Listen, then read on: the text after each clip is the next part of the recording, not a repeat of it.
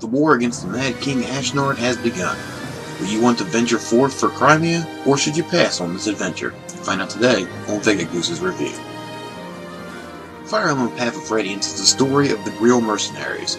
More than that, it's the story of a war between the countries of Crimea and Dayan, on the continent of Teleus.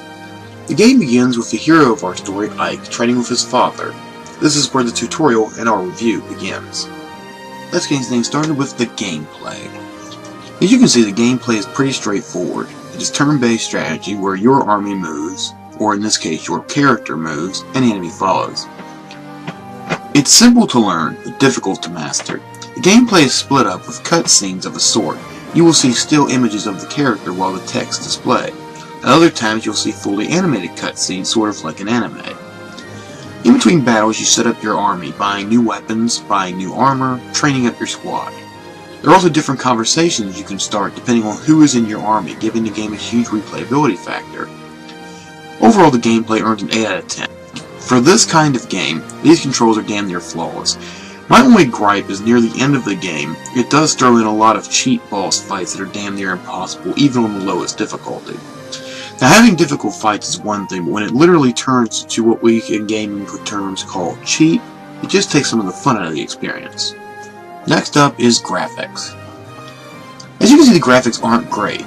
The animated scenes are pretty good, but the other scenes are just lazy, and the game is very blocky and shows its age.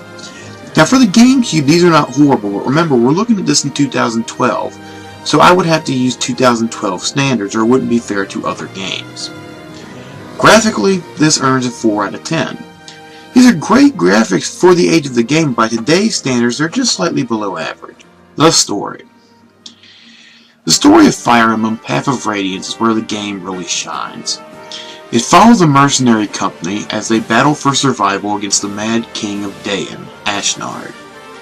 Along the way you meet up with the mysterious race of shapeshifters known as Vega-Goose, and come across a powerful enemy known as the Black Knight. There's great political intrigue in the story, as well as a lot of twists and turns I didn't see coming. For a Nintendo game, this has a very dark storyline, and I was very impressed.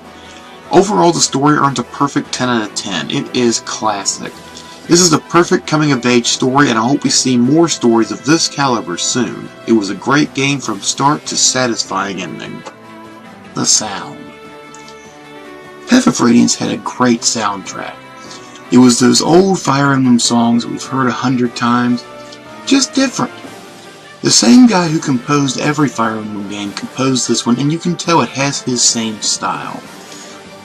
Every character theme is different, and seems to fit the character and tone. And overall, it really adds something to the game. Now, by today's standards, it isn't quite the symphonic theme we'd like to see, but it does still hold up pretty well. Overall, I'm going to give the sound a 6 out of 10. It is above average, but honestly, not by much. Customer care. This game released with no bugs and no glitches that I could find. Advertising was honest about the story and didn't try to mislead people. It also didn't do what a lot of trailers do nowadays, which is give away key points of the story. I really like that. This was back in Nintendo's golden age, as I call it, when you could trust anything they said was honest and forthright, and for that, the customer care earns a perfect 10 out of 10. If I can't find a complaint, it gets a 10. Overall, Fire Emblem Path of Radiance earns a 38 out of 50. It's a good game, it's a great game, it's a game that you should buy and play, specifically now that it's so cheap, as finding it, particularly on the Gamecube, is not that difficult. Now the review's only half over. Stay tuned for Radiant Dawn, coming up next. Fire Emblem Radiant Dawn came out a little bit after Path of Radiance, and was to continue the story. This was the first time Fire Emblem ever had a sequel. But how does it hold up? Well, find out today, on Vega-Goose's review. Let's get on with the review, shall we? Let's start off with the graphics. Now, Radiant Dawn had jumped to the Nintendo Wii, so we expected the graphics to jump with it. Well, they did a little. It's not quite as bad as Path of Radiance was, but these are still nowhere near what we've come to expect from next-gen consoles.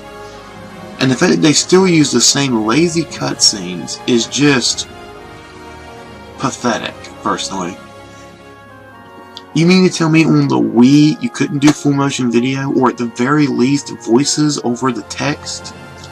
They have occasional cutscenes, but nothing like they need to. These walls and walls of text are unacceptable. Overall, the graphics earn a 4 out of 10. They are very disappointing compared to what we've seen other systems and even the Wii itself be able to do in terms of advancing graphical quality. Next up is the gameplay. Gameplay functions literally exactly the same as Path of Radiance. So I could go over it all again, but I literally just did that. Just rewind about, I would say, 3 minutes and you'll be right there. It's the exact same thing. Turn-based strategy. It didn't dumb anything down. It didn't change a lot of things. It was perfect then and it's perfect now. It earns a complete 10 out of 10. This is one thing about Fire Emblem games I do enjoy is even though they all have the same gameplay, there's a reason it works. It's because it's a good system to play with. It's fun to play the game. Next up is story. This game begins in what is a small side story of the adventure. You're no longer in control of Ike and the Grill mercenaries. Instead, you follow the path of Micaiah, a silver-haired woman who, I'm not going to give away much here, but let's just say is more than meets the eye. Along with her is an optional character from the first game, Sove, who, if you used him in the first game, well then a great little surprise. If you haven't, well here's a chance to learn about him. He and Micaiah, along with several others, form what is called the Dawn Brigade. What the Dawn Brigade does is they're trying to free Dayan from control of the Benyon Empire. You see, in the first game, now there are some spoilers for Path of Radiance coming up, just FYI, but in the first game, at the end of it, when you defeated King Ashnard, the Benyon Empire, who had helped you, they seized claim over Dayan. And apparently over the last couple of years have not been running it all that great. And so the Dawn Brigade wants them out. Essentially, that's the first part of the game. For quite a while is this war between Benyon and Dayan. More importantly, the Dawn Brigade. And it's actually pretty good. There's one thing now, it's kind of spoilerish, I will admit, but if you don't want to hear it, I'll put a spoiler tag here in the video. But near the end of the first chapter, a character comes back that really wasn't necessary. Didn't really need him.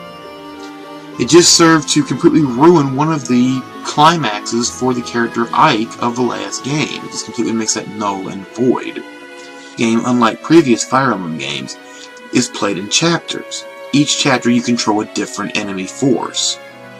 In one you play as Dayan, in one you play as Crimea, and so forth and so on. Honestly, I think it would have been better if each had just been a separate campaign through the whole game. You saw each campaign through their perspective, similar to how Resident Evil 6 did their campaigns. Because when you're playing as one army, fighting somebody, but then you're that guy the very next side, it makes it hard to get an emotional connection with the battle. It's more of just trying to survive to get to the next mission. Which, I mean, back in the days of Galaga and Pac-Man was fine, but if you really want to try to tell a dynamic story, you can't be constantly switching your person's perspective. It just messes things up. The story itself is very good. What they were trying to do was great, but it was executed very poorly. Overall, the story earns a 6 out of 10. It's a good story, but the poor narrative choices just can't warrant that high a score. Next up is the soundtrack.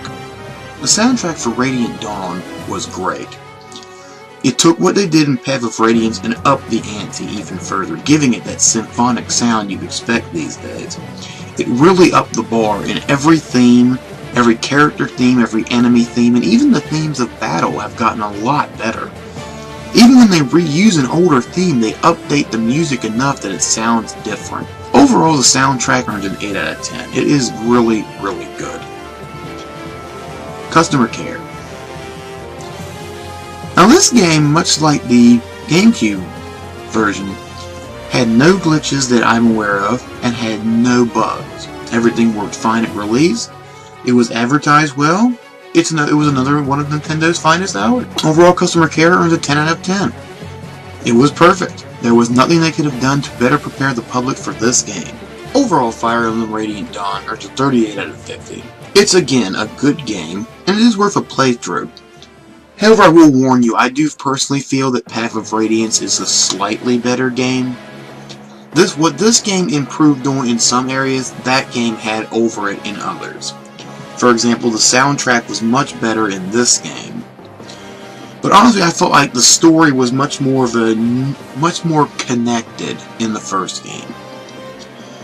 But overall, both of these games are well worth your time. They're very good games, and they hold up well, because they've both been out for a while, the Path of Radiance in particular.